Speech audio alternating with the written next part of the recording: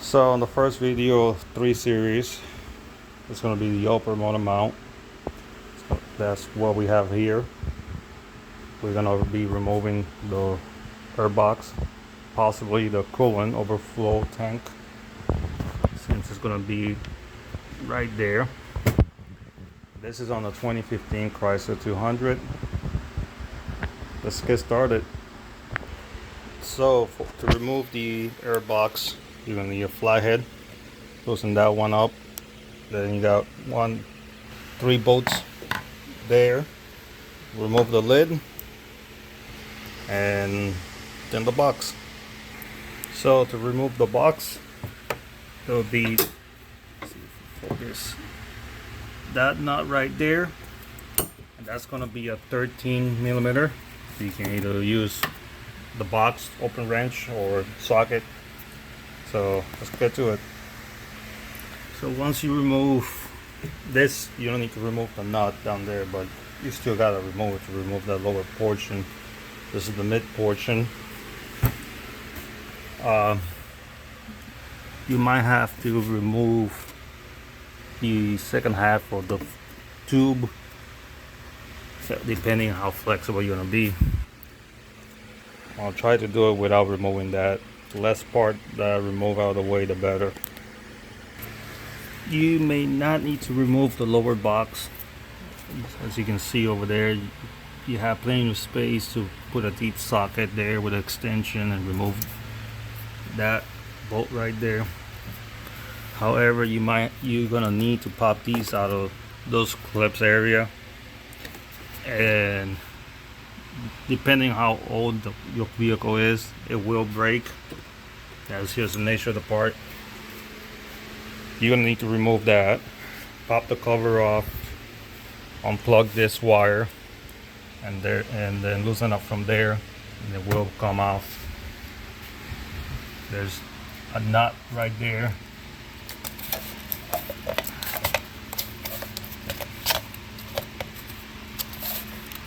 Yeah, that's just that one holding there.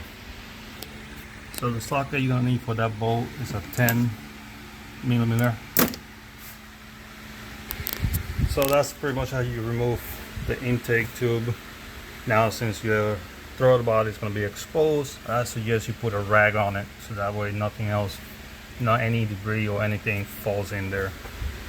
Let's continue. So far with the tube removed, you have 3 bolts there. Let's remove the coolant tank, which looks like to be that bolt there. You got 2 of them, maybe it's a 10.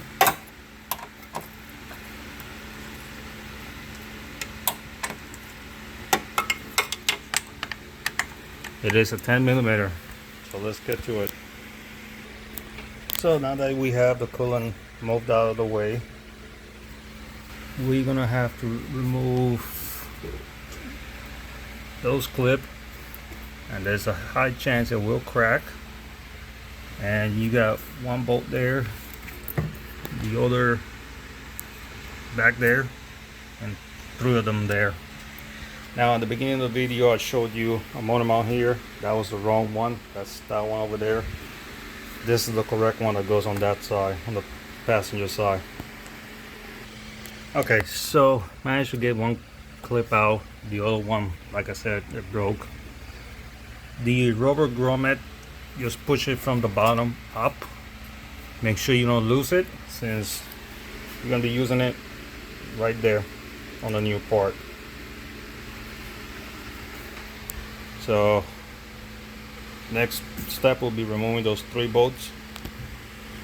So before we remove those 3 bolts and the 2 on each side, total 5,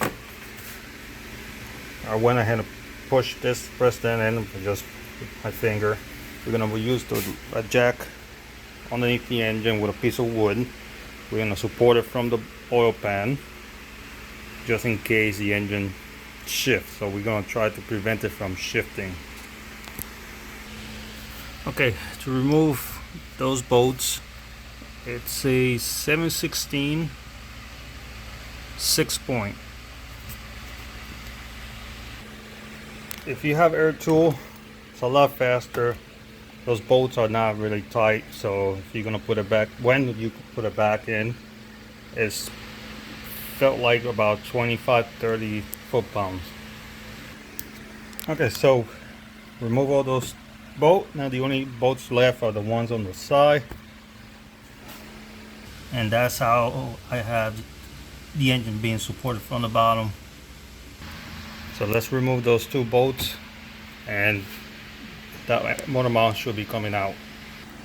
One thing that I've been doing is I pretty much have the bolts grouped together. Those are the ones for the side. This one, that one over here is the one for that bolt.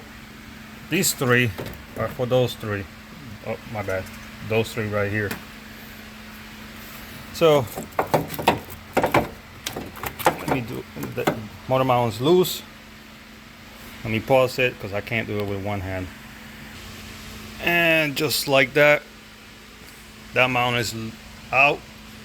We're gonna inspect this one and see what else needs to be transferred to the new one. But as far as I could tell, nothing else needs to be transferred. That one probably looks bad right there, that roller piece. Let's flip this one over.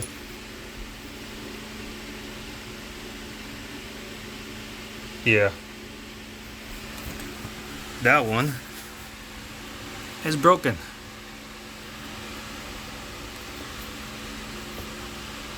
Yep. See, as that one is completely sealed. So let's install the new one in the reverse process. Okay, so what I've done, I put those side bolts first, and they're loose. If you can see it, see, they're only screwing a couple threads. The engine will be shifted towards the back, so put those in. Then you're gonna have to either have a helper or one hand here and trying to pull towards the front, and with the other hand just starts those bolts right there, either one first, then you tighten them a couple threads at least, so that way they're aligned. And once you have it in, you're gonna have to probably just put another tug to the front and tighten up at least the middle one, so that way it doesn't shift and put stress on the threads. And if you have air tools, it'll be a lot faster than using the ratchet by hand, but it can be done with a ratchet. Alright, at this point we have all the bolts hand tight. Now it's time to torque it. So I pretty much torqued it to 30 foot-pounds. The skinny bolts, they don't need to be over torqued. So at this time we're gonna just reinstall everything backwards. Let's get to it. So this time you just put the coolant back on. Depending if this is gonna bother you or not, honestly it doesn't matter since you're not gonna see it. You could just leave it without the clip. If it broke on you on removal, like it happened to me, then you can leave it like that, or you can just go to the store and buy a push clip and put it in. As for me, I don't have anything on handing right now, so in the sake of the video, I'm just gonna leave it like that. I'm not gonna see it, and it's not gonna bother me at all. So the coolant jug is back on its plates. Not plates, place. My bad. One day. So the nut that we removed earlier, you could have skipped it. Not it was needed to. We put that back in. Now we're gonna put the other half of the airbox in the intake tube. So at this time we are done with the passenger side upper motor mount. As you can see, you cannot see the broken clip holding the harness. That's why I opt to not replace it. So make sure the clamps are tightened. One there, the other one over there. Make sure you plug in that sensor. Put the engine cover back on, and this is it for series number 1 of the top left motor mount. Stay tuned for driver's side motor mount.